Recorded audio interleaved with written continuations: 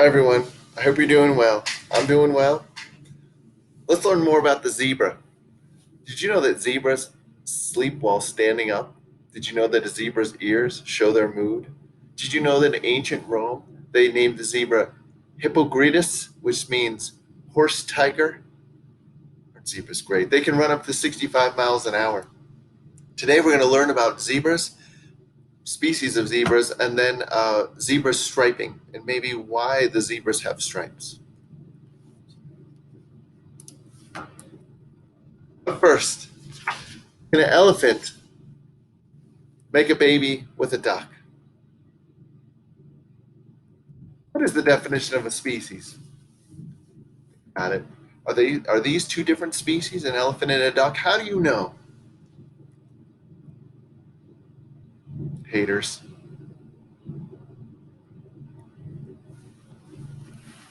Let's get back to the zebra here. Oh, okay. Sorry. Um, let's just watch a movie on zebra.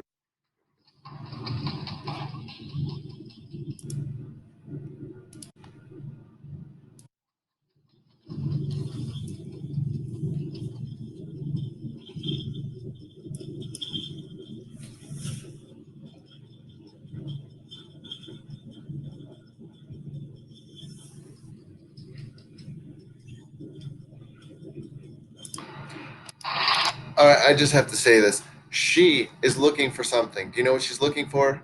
She's looking for weakness. This is what bullies do. They look for weakness.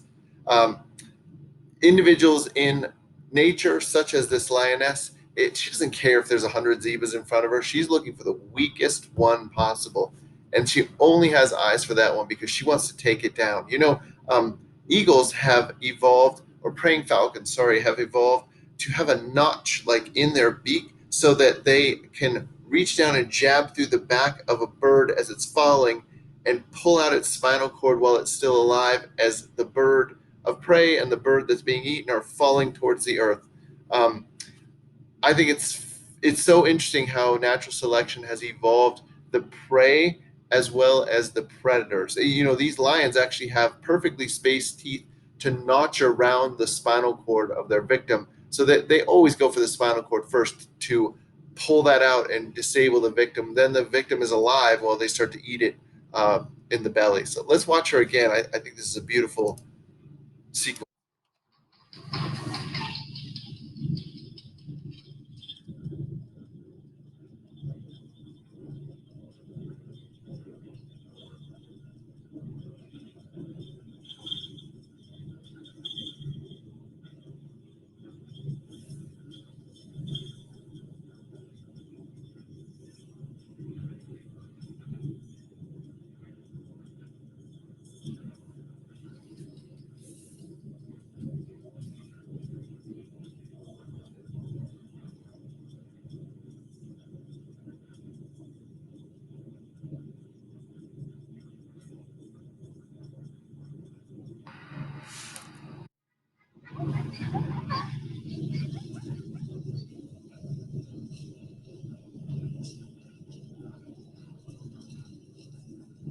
All right, zebras. So, we have an assignment here. It's explaining the zebra stripes. It's on chapter 78.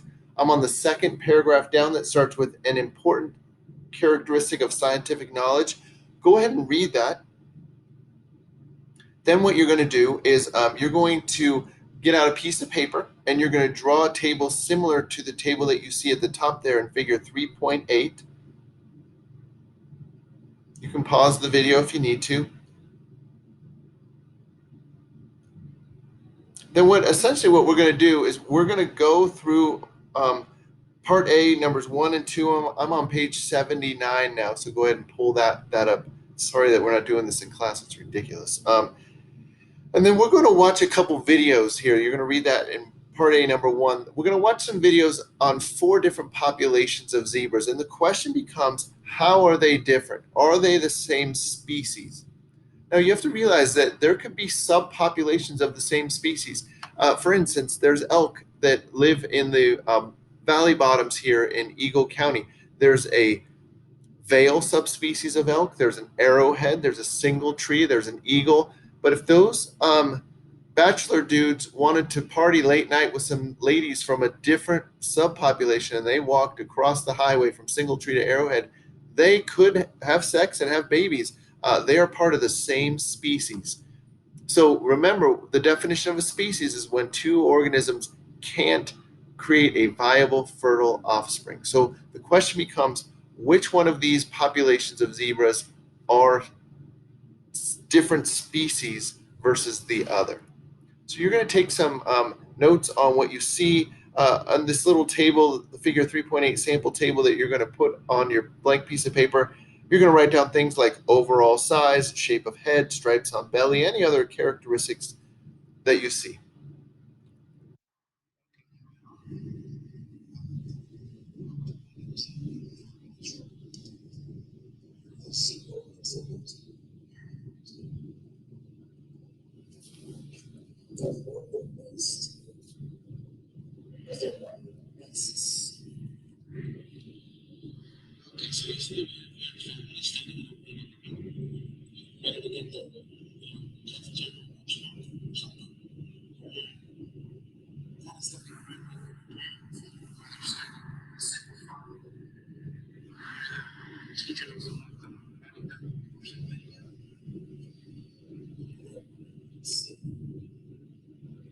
These are Chapman's zebras. And they all look like they maybe have different patterns.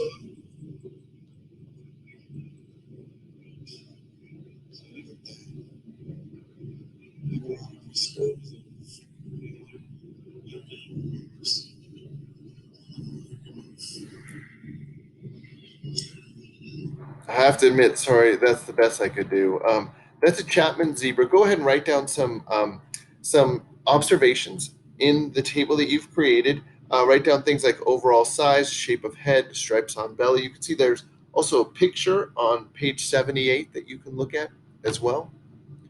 We're going to do this for each of the three populations of zebras, and then you're going to try to figure out which zebras are different species than one another, just not subpopulations of the same species.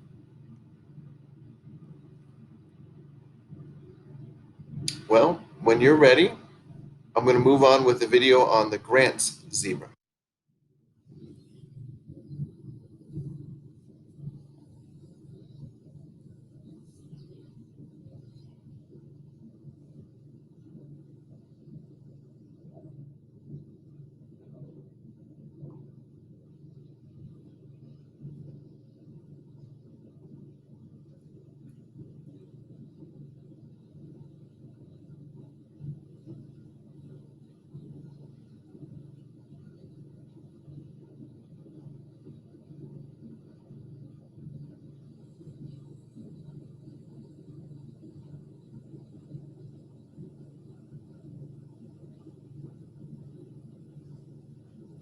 I know that's pretty exciting. Go ahead and write down a few observations about Grant's zebras. Then we'll get to the Grevy's zebra next. Okay, here's the Grevy's, or sorry, the Grevy's zebra.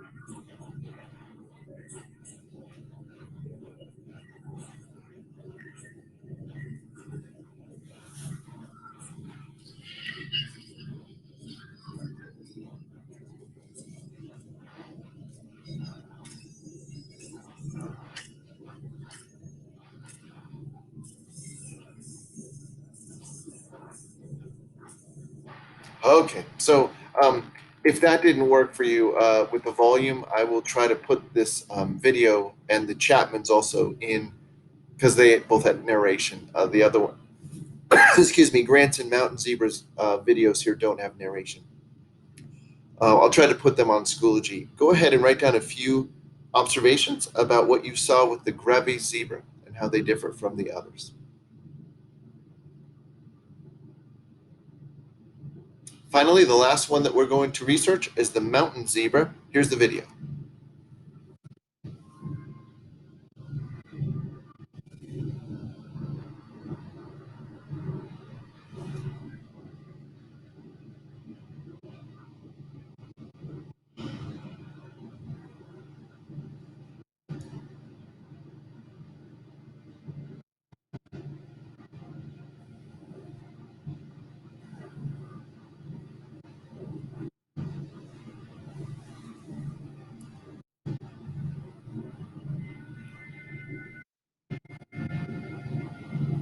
It's pretty exciting, I know. Go ahead and write down some observations about mountain zebras. There's no thing right or wrong to write here. It's just your observations, which is great. That's part of doing science. Um, when you're ready, we get to number 2 on page 79, and it says, examine the map in figure 3.9 at the bottom of the page and compare the ranges of each of these 4 populations of zebras. Add this information to the observations that you recorded in step 1. Go ahead and put that information about the ranges or where they live and how far they move and what they do as far as migration uh, into your table, please.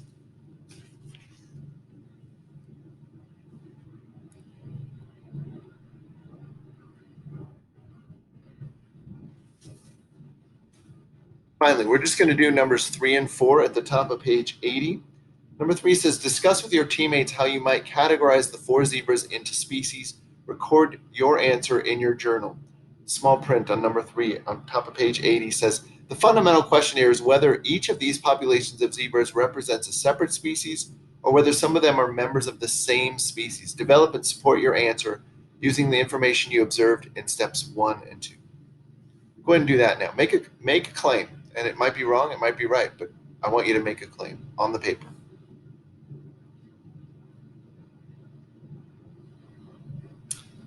Okay, when you're ready, start number 4. It says examine the additional information on the African zebra's copymaster. Make further comparisons among the 4 populations of zebras. How might you categorize them? Support your answer using all the information you have available to you. Record your answer in your journal. So there's something that I put in Schoology. It's called a data zebra data page. There's just a bunch of data on them. I want you to look at that, and then I want you to make a final answer as to which subpopulations of zebras are parts of the same species and which individuals that we've studied out of these 4 types of zebras are different species. Make your final conclusion, please.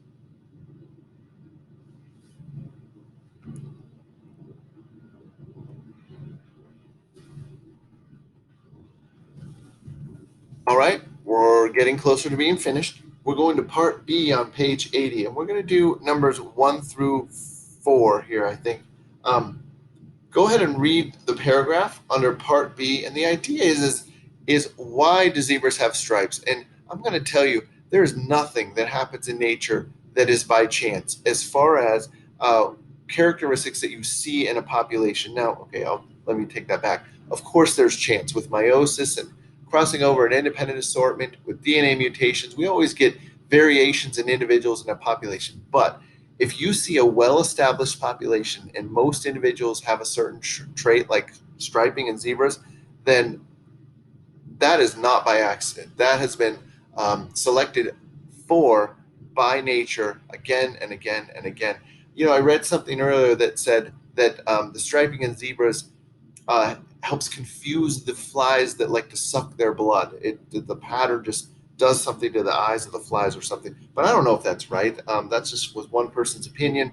There are other people that believe that the stripes do other things. Go ahead and for number 1, it just says hold a brainstorming session. Write down a few things, few reasons why you think zebras have stripes. And then number 2 says there's going to be 2 short descriptions on the second piece of paper, that I entitled Theories of Zebra Stripes, and I put in the Schoology page. Go ahead and read those, analyze it in number 3, and then this number 4, this is the last thing you have to do. Discuss the strengths and weaknesses of each of the 2 explanations. Summarize this discussion with a list of evidence that supports or fails to support each explanation. That's it. Once you're done with that, you're done with the assignment. I will collect this in class. We'll probably staple it to the back of this, but we'll have to determine that. Everything's up in the air right now with these videos. Thanks. Have a great day, everyone. I hope you learned a lot about zebras. And buy beads, please, from Zoos Victoria.